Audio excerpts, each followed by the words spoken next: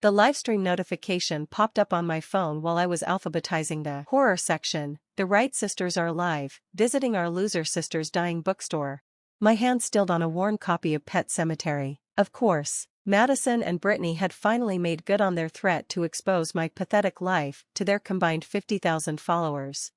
I looked around my bookstore, midnight pages, taking in the dark wood shelves, the reading nooks with their antique lamps, the careful displays of first editions behind glass. To them, it was failure. To me, it was everything.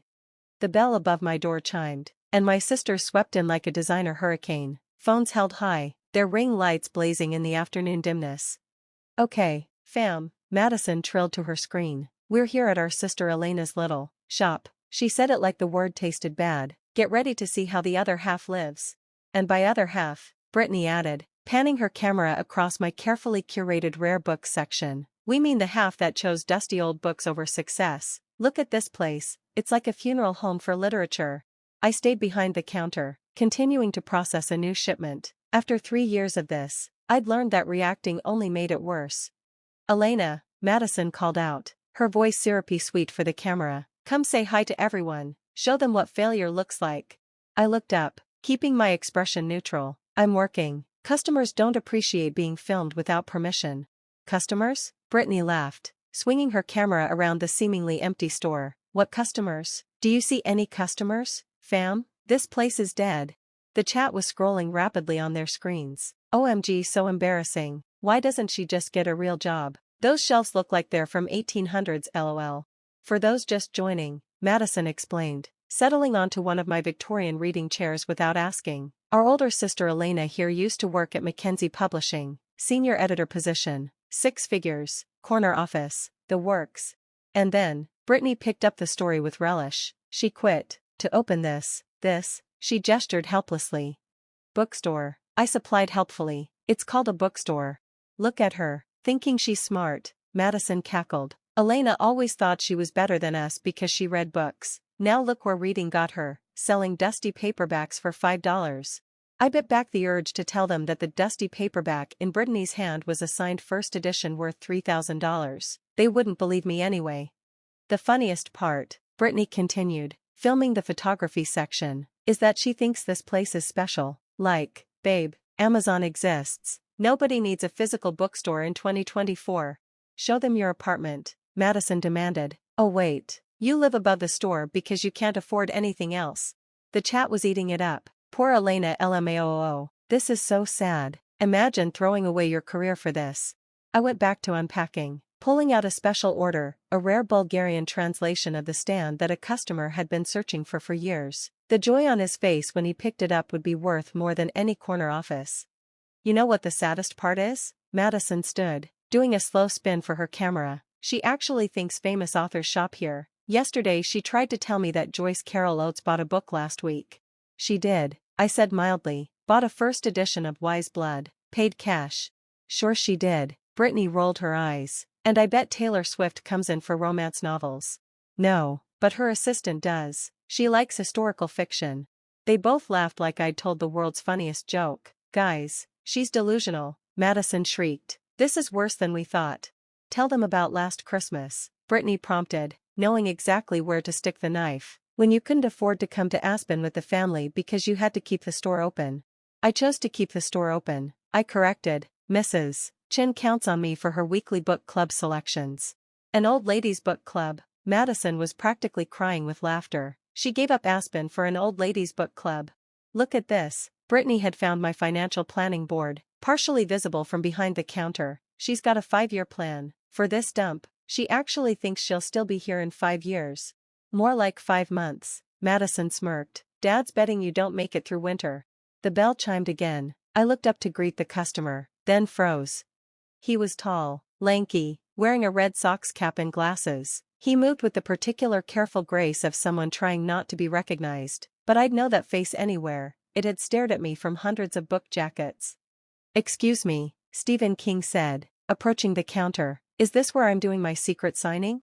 The words hung in the air like a supernatural occurrence from one of his novels. My sisters hadn't noticed yet, too busy performing for their phones. "Secret signing," Madison mocked. "She probably tells herself that every day hoping." You must be Elena, Stephen King continued, pulling off his cap. Jim from Scribner told me you're the only bookseller he trusts with early releases. Said if I wanted to do something special for real readers, this was the place. The chat exploded first. I saw it happening in real time on Brittany's screen. Is that? OMG, Stephen fucking King. No way, no way, no way. Brittany turned, her phone shaking. Madison's jaw dropped, her livestream temporarily forgotten.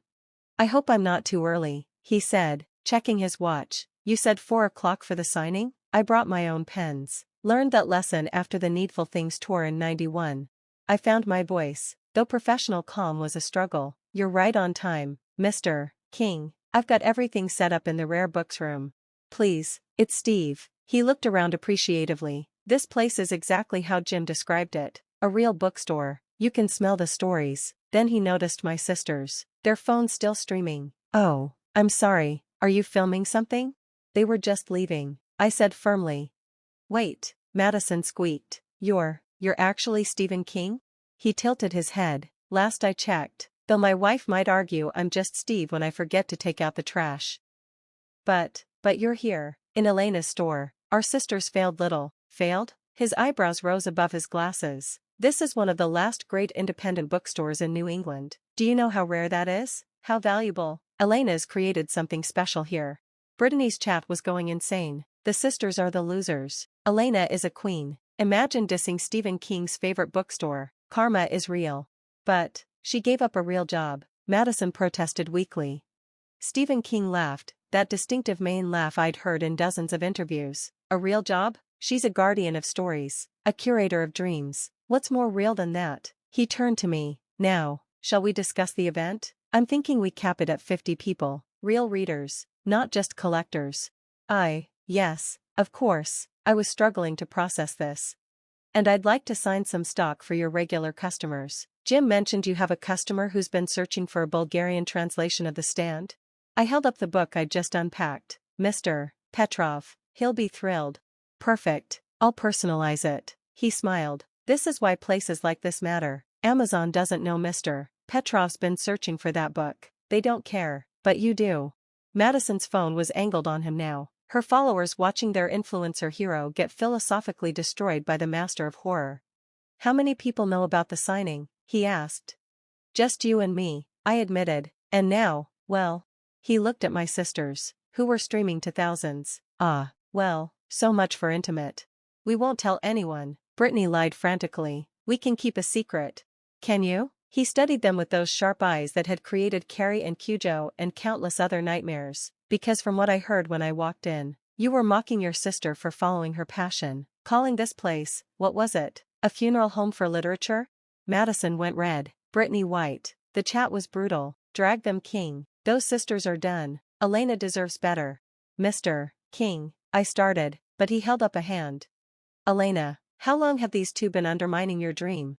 It doesn't matter. It does. It always matters. He addressed my sister's cameras directly. You know what's really sad? Having a sister who built something beautiful, something meaningful, and being too shallow to see its value. That's a horror story I wouldn't even write, it's too depressing. He turned back to me. Now, about the signing, I'm thinking we do it old school. No phones, no social media, just readers and books and stories, the way it should be. But, Madison started. But nothing, he said firmly. You've already broadcast to thousands that there's a secret Stephen King signing here. In about, he checked his watch, 10 minutes. This place will be mobbed. You've potentially ruined a beautiful event because you couldn't resist mocking someone doing what they love. The weight of what they'd done was finally hitting them. Their failed sister's dusty bookstore was about to become the most sought-after location in the city. We could delete the videos, Brittany offered weakly. Too late. The internet is forever, just like books. He smiled at that, though books are better company.